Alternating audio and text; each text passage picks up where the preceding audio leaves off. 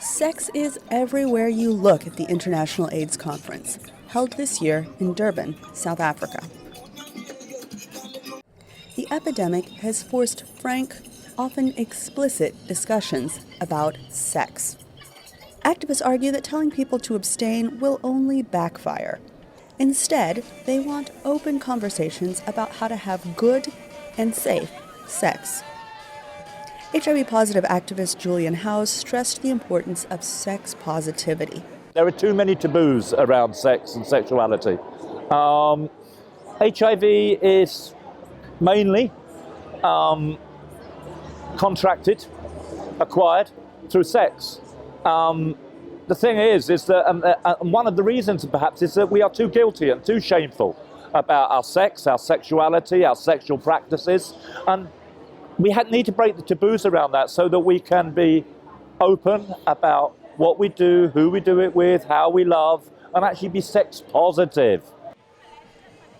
Activist Tanzil Ur-Rehman says talking about sex can be awkward, but it's necessary. The thing is, you cannot provide HIV information and knowledge unless you are going to openly talk about the sex.